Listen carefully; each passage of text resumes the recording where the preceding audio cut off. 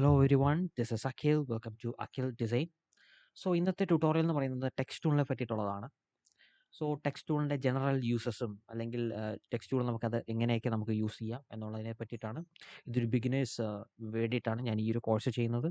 Okay, അപ്പോൾ text tool എന്ന് പറയുമ്പോൾ നമുക്കിവിടെ കാണാം ഒരു ടി എന്ന് പറയുന്ന ഒരു ഓപ്ഷൻസ് നമുക്കിവിടെ കാണാൻ പറ്റും. അതായത് ടൂൾ ബാറിൽ പോവുകയാണെങ്കിൽ ഇതാണ് നമ്മുടെ ടൂൾ ബാർ. ഈ ടൂൾ ബാറിൽ പോവുകയാണെങ്കിൽ ടെക്സ്റ്റ് എന്ന് പറയുന്ന ഈ ഒരു ഹൊറിസോണ്ടൽ ടെക്സ്റ്റ് ടൈപ്പ് എന്നാണ് കാണിച്ചിരിക്കുന്നത്. അത് തൽക്കാലം സെർച്ച് ചെയ്യുന്നത് ടെക്സ്റ്റ് ടൂൾ അല്ലെങ്കിൽ ടൈപ്പ് ടൂൾ എന്നൊക്കെയാണ് നമ്മൾ പറയുന്നത്. അപ്പോൾ നമ്മളിവിടെ ക്ലിക്ക് ചെയ്യുന്നു. ഇനി നിങ്ങൾക്ക് ക്ലിക്ക് ചെയ്യാൻ ബുദ്ധിമുട്ടാണെങ്കിൽ ജസ്റ്റ് ടി എന്ന് പറയുന്ന ഒരു ഓപ്ഷൻ ക്ലിക്ക് ചെയ്ത് കഴിഞ്ഞാൽ അവിടെ ആ ഒരു ഓപ്ഷൻ അല്ലെങ്കിൽ ടെക്സ്റ്റിൻ്റെ ആ ടൂള് സെലക്ട് ആവുന്നതായിരിക്കും. അപ്പോൾ നമ്മൾ ഇനിയും ടെക്സ്റ്റ് ടൈപ്പ് ചെയ്യാൻ പോകണം. ഇനി ഞാൻ ജസ്റ്റ് എനിക്ക് ഇവിടെ ടൈപ്പ് ചെയ്യണം എന്നുണ്ടെങ്കിൽ അല്ലെങ്കിൽ നിങ്ങൾക്ക് എവിടെ വേണമെങ്കിലും ടൈപ്പ് ചെയ്യാം. അപ്പോൾ അതിന് വേണ്ടിയിട്ടൊന്നും ചെയ്യണ്ട. നമ്മൾ സെലക്ട് ടൂൾ അല്ലെങ്കിൽ ടെക്സ്റ്റ് ടൂൾ എടുത്തിട്ട് നമ്മൾ ജസ്റ്റ് ഒന്ന് ക്ലിക്ക് ചെയ്യുകയാണെങ്കിൽ ആ ഭാഗത്തായിട്ട് നമ്മൾ എന്താണ് ടൈപ്പ് ചെയ്യാൻ പോകുന്നത് അല്ലെങ്കിൽ എവിടെയാണ് നമ്മൾ എന്താണ് ടൈപ്പ് ചെയ്യാൻ പോകുന്നത് അതിപ്പോൾ വരും. ഇപ്പോൾ ഫോർ എക്സാമ്പിൾ ഞാൻ ടെക്സ്റ്റ് എന്ന് പറയുന്ന അല്ലെങ്കിൽ ടെക്സ്റ്റ് എന്ന് പറയുന്ന ഒരു ഇത് ഞാൻ ഇത് ചെയ്തു. ഇനി ഇത് ഇനി ഇത്രയും മതി എന്നുണ്ടെങ്കിൽ നിങ്ങൾക്ക് ഇവിടെ ടോപ്പിൽ പോവുകയാണെങ്കിൽ ജസ്റ്റ് ക്ലിക്ക് കൊടുക്കുക. അപ്പം അതങ്ങ് ഓട്ടോമാറ്റിക്കായിട്ട് ഫിക്സ് ആവും. ഇനി നിങ്ങൾക്ക് ഇതിനകത്ത് എന്തെങ്കിലും ഒരു എഡിറ്റ് വരുത്തണം എന്നുണ്ടെങ്കിൽ ജസ്റ്റ് ഒരു ക്ലിക്ക് കൊടുത്താൽ മതി. എന്നിട്ട് നമുക്കവിടെ എന്തെങ്കിലും പുതിയ ടെക്സ്റ്റോ അല്ലെങ്കിൽ നിങ്ങൾക്ക് ഇഷ്ടമുള്ള അത് നിങ്ങൾക്ക് ഈസി ആയിട്ട് അവിടെ എഡിറ്റ് ചെയ്യാൻ പറ്റും എന്നുള്ളതാണ്. ഓക്കെ, ഇനി നമുക്ക് ഈ ടോപ്പിലേക്ക് വരുവാണെങ്കിൽ സാധാരണ ഈ ഒരു ടോപ്പിൽ ആണ് പലപ്പോഴും കാണാറുള്ളതെങ്കിലും ഞാൻ എപ്പോഴും യൂസ് ചെയ്യുന്നത് ഈ ഒരു ക്യാരക്ടർ അല്ലെങ്കിൽ ക്യാരക്ടർ പാരഗ്രാഫ് എന്ന് പറയുന്ന ഈ ഒരു പാനലാണ്. സോ ഇനി ഈ പാനൽ നിങ്ങളുടെ ഇതിനകത്ത് അല്ലെങ്കിൽ നിങ്ങളുടെ ഫോട്ടോഷോപ്പിൽ ഇല്ല എന്നുണ്ടെങ്കിൽ പേടിക്കുന്ന കാര്യമൊന്നുമില്ല. വിൻഡോയിൽ പോവുക. വിൻഡോയിൽ പോയിട്ട് ക്യാരക്ടർ എന്ന് പറയുന്നത് ജസ്റ്റ് ഒന്ന് ക്ലിക്ക് ചെയ്ത് കഴിഞ്ഞാൽ ഈ ഒരു ഓപ്ഷൻ അവിടെ വരുന്നതായിരിക്കും. ഇപ്പം ഞാൻ ജസ്റ്റ് ഒന്ന് കാണിച്ചു തരാം. ഓക്കെ, ഞാനിതൊന്ന് ക്ലോസ് ചെയ്യാണ്. പാരഗ്രാഫ് ഞാനൊന്ന് ക്ലോസ് ചെയ്യാണ്. ജസ്റ്റ് പോകുന്നു. ക്യാരക്ടർ എന്ന് പറയുന്ന ആ ഒരു ഓപ്ഷൻസ് അവിടെ വരുന്നു. ഓക്കെ, ഓട്ടോമാറ്റിക്കായിട്ട് വരും. ഇനി ഇതിനകത്ത് നമുക്ക് കാണാൻ പറ്റും ഇവിടെ ഒരു ഫോണ്ട് നെയിം, ഇവിടെ ഒരു ബോൾഡ് അതെന്താണ്, ഇവിടെ കുറച്ച് നമ്പേഴ്സും കാര്യങ്ങളൊക്കെ നിങ്ങൾക്ക് കാണാൻ പറ്റും. ഓക്കെ, അപ്പോൾ ആ നമ്പേഴ്സ് അല്ലെങ്കിൽ അതൊക്കെ എന്താണ് എന്നുള്ളതാണ് ഇനിയും പറയാൻ പോകുന്നത്. ഇനി ഈ കാണുന്നതാണ് ഏത് ഫോണ്ട് അല്ലെങ്കിൽ നിങ്ങൾക്കിപ്പം ഏത് ഫോണ്ടാണ് നിങ്ങൾക്ക് വേണ്ടത് എന്നുണ്ടെങ്കിൽ അത് ഇവിടെ നിന്ന് വേണം നമ്മൾ സെലക്ട് ചെയ്യാൻ. ഇപ്പോൾ ഫോർ എക്സാമ്പിൾ മോൺസെറാട്ട്, ഏരിയൽ ഇപ്പം എനിക്കിപ്പം ഏബ്രിൽ ഫാറ്റ് ഫേസ് എന്ന് പറയുന്ന ഈ ഒരു ഫോണ്ടാണ് ഞാൻ സെലക്ട് ചെയ്യുന്നതെങ്കിൽ അത് അവിടെ പോയി സെലക്ട് ചെയ്തിട്ട് സെർച്ച് ചെയ്തിട്ട് നിങ്ങൾക്ക് അല്ലെങ്കിൽ ടൈപ്പ് ചെയ്യാം. ഇപ്പം നിങ്ങൾക്ക് ടൈപ്പ് ചെയ്യാം. ഏബ്രിൽ എന്ന് പറയുന്ന ഒരു ഫോണ്ടാണ് നിങ്ങൾക്ക് വേണ്ടെങ്കിൽ നിങ്ങൾക്ക് അവിടെ ഈസി ആയിട്ട് ടൈപ്പ് ചെയ്യാം. ഓക്കെ, അപ്പം ഇതവിടെ വന്നു. ഇതൊരു സെരീഫ് ഫോണ്ടാണ്. ഇപ്പം എനിക്ക് സെരീഫ് ഫോണ്ടിനോട് അത്ര താല്പര്യം കുറവാണ്. അതുകൊണ്ട് ഞാൻ പോപ്പിൻ എന്ന് പറയുന്ന ഒരു ഫോണ്ട് ഞാനിവിടെ സെർച്ച് ചെയ്തു. ഞാനൊരു പോപ്പിൻ റെഗുലർ പോപ്പിൻ റെഗുലർ എന്ന് പറയുന്നത് ഞാൻ സെലക്ട് ചെയ്തു. ഇപ്പോൾ പോപ്പിൻ റെഗുലർ ഫോണ്ടാണ്. ഓക്കെ, ഇനിയും ഇതിനകത്ത് നിങ്ങൾക്ക് കാണാൻ പറ്റും. ഇനി ഇതിപ്പം കുറച്ച് ഇതാണ്. എനിക്കിപ്പോൾ ഇതൊന്ന് ബോൾഡ് ആക്കണം എന്നുണ്ടെങ്കിൽ ഇപ്പുറത്തെ സൈഡിൽ നമുക്ക് സ്റ്റൈൽ, അതായത് ഏത് സ്റ്റൈലാണ് നമുക്ക് വേണ്ടത്. ബോൾഡ് വേണോ, സെമി ബോൾഡ് വേണോ, എക്സ്ട്രാ ബോൾഡ് വേണോ, അതായത് കട്ടി വേണോ, കട്ടി കൂടുതൽ വേണോ എന്നുള്ളതാണ് ഇവിടെ ചോദിക്കുന്നത്. അപ്പം ഞാൻ ബോൾഡ് എന്ന് പറഞ്ഞ് സെലക്ട് ചെയ്ത് കഴിഞ്ഞാൽ ഓട്ടോമാറ്റിക്കായിട്ട് അത് ബോൾഡ് ആയിട്ടുണ്ട്. കണ്ടോ, സെലക്ട് ചെയ്യുമ്പോൾ നമുക്കത് ബോൾഡ് ആവും. ഇനി എനിക്ക് ഇതിൻ്റെ കുറച്ച് സൈസ് കൂട്ടണം എന്നുണ്ടെങ്കിൽ ഇവിടെ വരിക. ഇവിടെ വന്നിട്ട് എനിക്കൊരു 150 സൈസ് വേണം എന്ന് വെച്ച് കഴിഞ്ഞാൽ അത് വരും. അത് ഞാൻ ടൂളൊക്കെ വെച്ചിട്ട് നമ്മുടെ മൂവ് ടൂൾ വെച്ചിട്ട് ഞാനതൊന്ന് സെൻറ്ററിലേക്ക് ആക്കി. ഓക്കെ, അപ്പോൾ അതാണ് ഇത് നമ്മൾ പഠിച്ചു. ഇത് നമ്മുടെ ഫോണ്ട് നെയിം എന്താണ്, നമുക്ക് ഏത് ഫോണ്ടാണ് വേണ്ടത് സെലക്ട് ചെയ്യാൻ. ഇത് ഫോണ്ട് ഏത് ടൈപ്പ്, അതായത് ബോൾഡ് ആണോ, ഇറ്റാലിക്സ് ആണോ, അതോ ഏത് ഇതാണ്, അല്ലെങ്കിൽ സെമി ബോൾഡ് വേണോ, റെഗുലർ വേണോ എന്നുള്ളത് സെലക്ട് ചെയ്യുന്നതാണ് ഇവിടെ. അതായത് ഫോണ്ട് സ്റ്റൈല്. ഇതെന്ന് പറയുന്നത് നമ്മളുടെ ഫോണ്ട് സൈസാണ്. ഇത് തൽക്കാലത്തേക്ക് ഇപ്പം ഇവിടെ നോക്കണ്ട. അത് ജസ്റ്റ് ഒന്ന് അറിഞ്ഞിരുന്നാൽ മതി. ഇത് തൽക്കാലത്തേക്ക് ഇപ്പം നോക്കണ്ട. ഇതിന് നമ്മൾ ലീഡിങ് എന്നാണ് പറയുന്നത്. സെറ്റ് ലീഡിങ് എന്നാണ് പറയുന്നത്. ഓക്കെ, ഇതും തൽക്കാലത്തേക്ക് ഇപ്പം നോക്കണ്ട. ഇത് ഒപ്റ്റിക്കലാണ് ഞാൻ ബേസിക്കലി കൊടുക്കാറുള്ളത്. അതിൻ്റെ ഡിഫറൻസ് എന്നുള്ളത് നമുക്കിപ്പോൾ തൽക്കാലത്തേക്ക് നോക്കണ്ട. കാരണം ഇത് ബേസിക് ആണ്. കുറച്ചുകൂടി അഡ്വാൻസ് ആകുമ്പോൾ നമുക്കത് ബേസിക്കലി നമുക്ക് മനസ്സിലാവും. ഓക്കെ, ഇനി ഇതും വേണമെങ്കിൽ നമുക്കൊന്ന് ശ്രദ്ധിക്കാം. കാരണം ഇതെന്ന് പറയുന്നത് ട്രാക്കിംഗ് എന്ന് പറയും. അതായത് ഈ ട്രാക്കിങ്ങിൻ്റെ പ്രത്യേകത എന്ന് വെച്ച് കഴിഞ്ഞാൽ അതായത് പല ഇപ്പോൾ കുറച്ചും കൂടി ഒരു സ്പേസ്, അതായത് ടെക്സ്റ്റുകൾ തമ്മിലുള്ള, അതായത് ഈ ഒരു ഇയും ടിയും അല്ലെങ്കിൽ എക്സും ടിയും തമ്മിലുള്ള ആ ഒരു ഡിഫറൻസ്, അതായത് ഒരു ഡിസ്റ്റൻസ് കീപ്പ് ചെയ്യണമെന്നുണ്ടെങ്കിൽ നമ്മൾ ജസ്റ്റ് ഒന്ന് കൂട്ടിക്കഴിഞ്ഞാൽ നിങ്ങൾക്ക് കാണാൻ പറ്റും. കണ്ടില്ലേ, ഇത് കുറച്ച് കൂടി, അതായത് ആ ഒരു സ്പേസിങ് അതിന് ബിറ്റ്വീനുള്ള ഒരു സ്പേസിങ് ടെക്നിക്കലി ഞാൻ പറയുന്നില്ല. ആ ഒരു സ്പേസിങ് കൂടും എന്നുള്ളത് മനസ്സിലാക്കുക. തൽക്കാലത്തേക്ക് ഞാനൊരു 150 കൊടുക്കുകയാണ്. കണ്ടോ, നമുക്ക് ആ ഒരു സ്പേസിങ് അവിടെ കൊടുക്കാൻ പറ്റും. ഇതിന് നമ്മൾ ട്രാക്കിംഗ് എന്നാണ് പറയുന്നത്. ഇനി ഇതും ഉണ്ട്. പക്ഷേ ഇതൊന്നും അത്ര ഇത് കൂടുതലും ഞാൻ യൂസ് ചെയ്യുന്നത് എഫക്ട്സുകളൊക്കെ യൂസ് ചെയ്യാൻ വേണ്ടിയിട്ടാണ്. അതായത് ഇത് വെർട്ടിക്കൽ സ്കെയിൽ എന്ന് പറയും.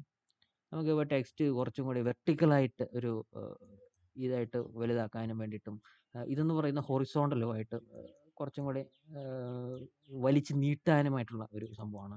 തൽക്കാലത്തേക്ക് നമുക്കത് യൂസ് ചെയ്യണ്ട. ഓക്കെ, ഇത് നോർമൽ സൈസാണ്. ഇതും തൽക്കാലത്തേക്ക് യൂസ് ചെയ്യണ്ട.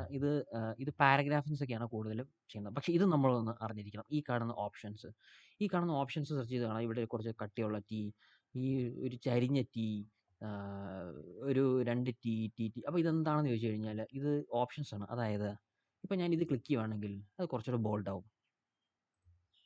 കണ്ടില്ലേ? കുറച്ചുകൂടെ ബോൾഡ് ആവും. ഇനി ഇത് ഞാൻ ക്ലിക്ക് ചെയ്യുവാണെങ്കിൽ അത് കുറച്ച് ചരിയും. അതായത് ഇറ്റാലിക്സ് എന്ന് പറയും. ഇറ്റാലിക്സ് ചരിഞ്ഞു. ഇനി ഇത് ഞാൻ ക്ലിക്ക് ചെയ്ത് കഴിഞ്ഞാൽ എന്താ സംഭവിക്കുന്നതെന്ന് വെച്ച് കഴിഞ്ഞാൽ അതെല്ലാം ക്യാപിറ്റൽ ലെറ്റർ ആവും. ഓക്കെ.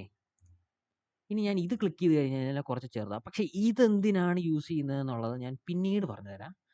ഓക്കെ. ഇത് ചെറുതാവുന്നതിൻ്റെ അല്ല. ഇത് വേറൊരു പരിപാടിയാണ്. ഇത് ഈ കൂടുതലും പാരഗ്രാഫ്സിനൊക്കെയാണ് നമ്മളിത് യൂസ് ചെയ്യുന്നത് ഞാൻ കണ്ടിട്ടുള്ളത്.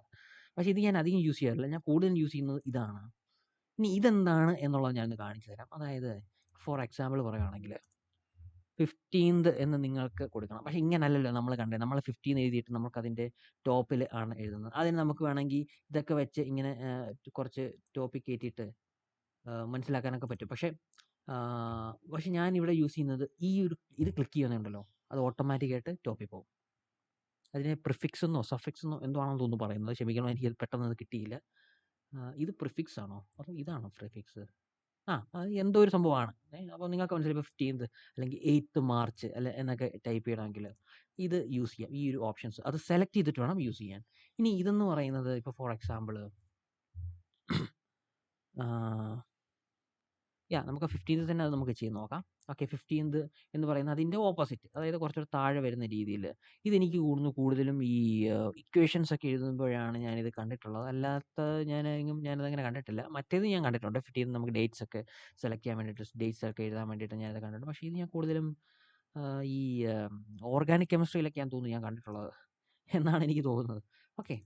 ഏതായാലും സംഭവം വളരെ സിമ്പിളാണ്. നിങ്ങൾക്ക് മനസ്സിലായി കാണും അതെന്തിനാണ് യൂസ് ചെയ്യുന്നുള്ളത്. പ്രിഫിക്സോ ഇത് രണ്ടിലെന്തോ ആണ് കേട്ടോ. എനിക്ക് അതറിയില്ല. I am sorry. അപ്പം ഇതെന്ന് പറയുന്നത് 15th ആണ്. ഓക്കെ. ഇനി എനിക്ക് ഈ 15th അല്ലെങ്കിൽ എനിക്കിതൊന്ന് അണ്ടർലൈൻ ചെയ്യണമെന്നുണ്ടെങ്കിൽ അതൊന്നും ചെയ്യണ്ട. ജസ്റ്റ് അത് സെലക്ട് ചെയ്തിട്ട് ജസ്റ്റ് ഒന്ന് അണ്ടർലൈൻ ചെയ്ത് കഴിഞ്ഞാൽ ഓട്ടോമാറ്റിക്കായിട്ട് അണ്ടർലൈൻ വരും. ഓക്കെ. അണ്ടർലൈനിൻ്റെ സ്പേസ് ഒരുപാട് വ്യത്യാസമുണ്ട്. അത് ഞാൻ കാണിച്ചു തരാം. ഓക്കെ. സോറി.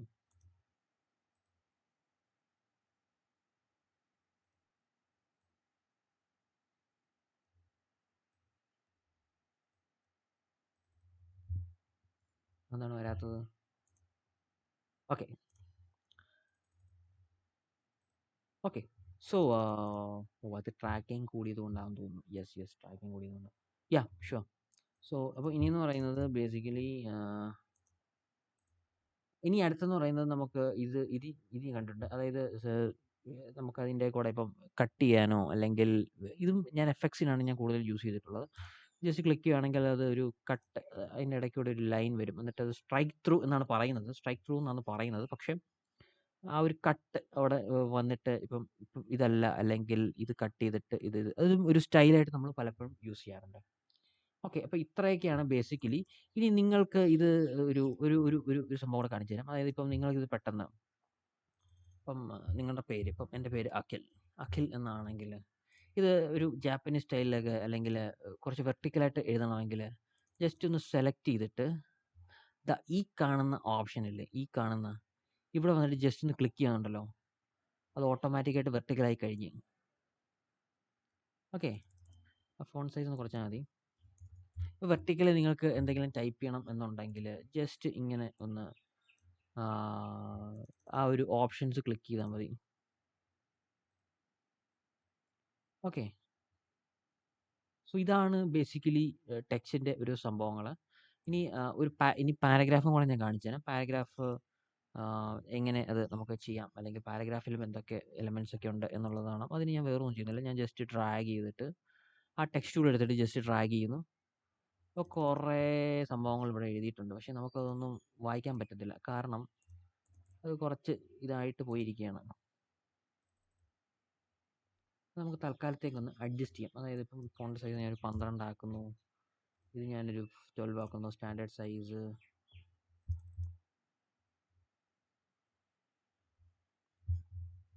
ഇപ്പോൾ ജസ്റ്റ് ടൈപ്പ് ചെയ്ത് ഇങ്ങനെ ടൈപ്പ് ചെയ്ത് പോകുന്നു എന്നുള്ളത്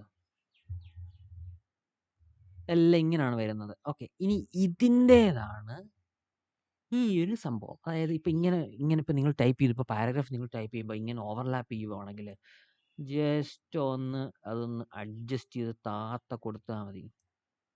ഇതിപ്പം ബിഗ് സൈസ് ആയതുകൊണ്ടാണ്. ഇപ്പം ഞാൻ ഫോണ്ട് സൈസ് 12 കൊടുത്തിട്ട് ഇത് 12 കുറേ ഉണ്ടെന്ന് തോന്നുന്നു. കുറേ ടൈപ്പ് ചെയ്യണമെന്ന് തോന്നുന്നു. നമുക്കൊന്ന് അഡ്ജസ്റ്റ് ചെയ്താൽ